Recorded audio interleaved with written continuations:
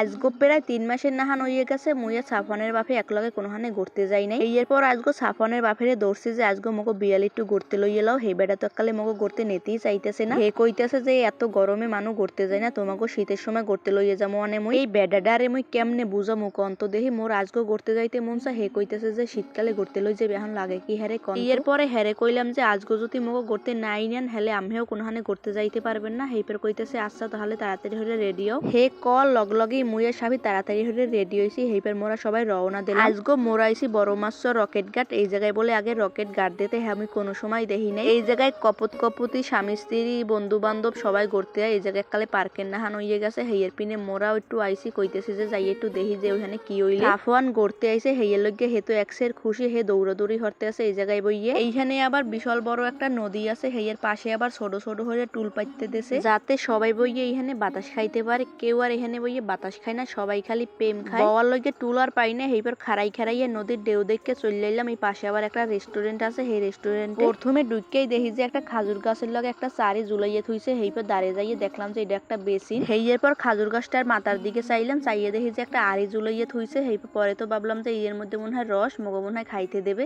মোরা যেরকম গড়তে আইছি সেইরকম মনে হয় বিলইটাও গড়তে আইলে তো স্বামী মনে হয় আড়াইয়ে গেছে। হেইতে ওইখানে খাড়াই রয়েছে আল্লাহ। হেইয়ের পর মোর চোখ পড়ছে একটা মাইডের মধ্যে। মুই তো প্রথমে ভাবছি এটা মনে হয় কোনো গুপ্তধন। হেইয়ের পর মুই ফুর্তিতে এককালে গেছি মাইটারে উদলা হরতে যাইয়ে দেখি যে এই মাইডের মধ্যে সব পানি। তো আগের দিনে মানু বলে এই মাইডের মধ্যে পানি রাখতে, হেলে বলে পানি একসে ঠান্ডা থাকতে। মোর দাদিও মাইডের মধ্যে পানি রাখতে, আর এই পানি একসে ঠান্ডা আনলে ফ্রিজের না এককালে ঠান্ডা পানি থাকে। সবকিছু ঘুরে গাড়িয়ে দেখতে দেখতে মোর এককালে খিদে লাগিয়ে গেছে জোলার মতো। হেইপর মুইয়া সাফন খাইতে বইয়ে পড়ছি। ছোট গুড়াগাড়া গড়তে লইয়ে গেলে গুড়াগাড়া 14 গোষ্ঠী সবকিছু লইয়ে যাওয়া লাগে ব্যাগে হরিয়ে। হেইয়ের পর মোরা কতক্ষণহানে বইছি। হেইপর দেখি যে মগো খাওয়ান লইয়া আইছে। চিকেন ফ্রাই অর্ডার দিয়েছিলাম, মুই এলহাই খাইছি। আমি বাইয়ে একখানেও খাই নাই, আর সাফন তো খাই। এরপরে খাইয়েটাই একটু ছবি হেইপরে ভিডিও করলাম। আমি দুলাবাই তো আবার কোনো ভিডিও বা ছবি তুলতে পারে না। মোর তো এককালে মেজাজটা খারাপই হয়ে গেলে যে কিচ্ছু পারে না কেমনি একটা মানুষ।